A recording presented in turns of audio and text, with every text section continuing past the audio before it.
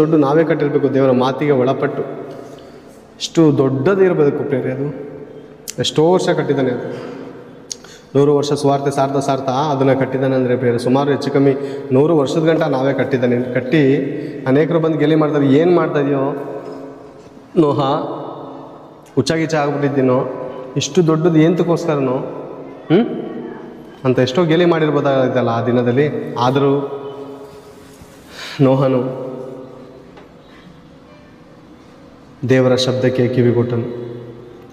ಈ ದಿನ ದೇವರು ಹೇಳುವಂಥ ಮಾತು, ಈ ದಿನ ದೇವರ ಶಬ್ದಕ್ಕೆ ಕಿವಿಗೊಟ್ಟರೆ ಎಷ್ಟೋ ಒಳ್ಳೆಯದು, ಎಷ್ಟೋ ಒಳ್ಳೆಯದಾಗುತ್ತೆ ಪ್ರೇರೆ, ಒಳ್ಳೆಯದಾಗುತ್ತೆ ಪ್ರೇರೆ. ದೇವ್ರ ಮಾತಿಗೆ ಕಿವಿ ಕೊಡಿ ಪ್ರೇರೆ, ಯಾರ ಮಾತಿಗೂ ಕಿವಿ ಕೊಡಬೇಡಿ. ಇದು ಮತದ ಗ್ರಂಥ, ಇದು ಒಂದು ವರ್ಗದ ಗ್ರಂಥ, ಇದು ಜಾತಿಯ ಗ್ರಂಥ ಅಂತ ನೀವು ಮನುಷ್ಯರ ಸ್ವರಕ್ಕೆ ಕಿವಿಗೊಟ್ಟರೆ, ಮನುಷ್ಯರ ಮಾತನ್ನು ಕೇಳಿದ್ರೆ ನಿಜವಾಗ್ಲೂ ನಾವು ರಕ್ಷಣೆಯನ್ನು ಕಳ್ಕೊತೀವಿ ಪ್ರೇರೆ. ನಮಗೆ ಬರಬೇಕಾದಂಥ ಅದೃಷ್ಟವನ್ನು ಕಳ್ಕೊಂಡು ನಾವು ನಾಶವಾಗ್ತೀವಿ ಪ್ರೇರೆ.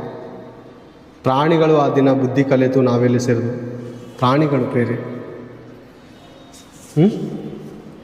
ಬೈಬಲ್ ಗ್ರಂಥದಲ್ಲಿ ನೀವು ನೋಡಿ, ಸಿಂಹ ದೇವ್ರ ಮಾತಿಗೆ ಒಳಪಟ್ಟು ಒಬ್ಬನ ಕೊಂದಾಕಿ ಅವನ ಮಾಂಸ ತಿಂದೆ ನಿನ್ನ ಕೆಲಸ ಮಾಡಿಸ್ಬೇಕು ಅಂದಾಗ ಆ ಸಿಂಹ ಹೋಗಿ ಪ್ರವಾದಿಯನ್ನು ಕೊಂದು, ಕತ್ತೇನು ಆ ಸಿಂಹವು ಅಲ್ಲೇ ಇರುತ್ತೆ, ಕತ್ತೇನು ಮುಟ್ಟಲ್ಲ, ಆ ಮನುಷ್ಯನ ಮಾಂಸನೂ ತಿನ್ನಲ್ಲ.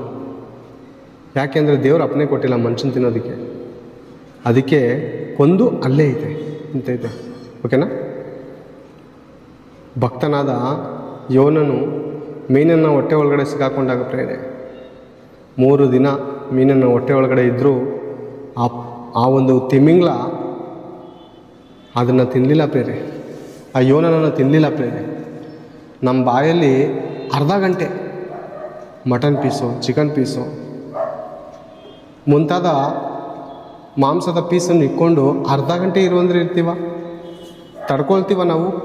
ಅಯ್ಯೋ, ಬಾಯಲ್ಲಿ ಜೊಲ್ ಸುರಿತಾ ಇರ್ತದೆ, ಬಟ್ಟೆ ಎಲ್ಲ ಜೊಲ್ಲಾಗೋಯ್ತದೆ ಪ್ರೇರೆ.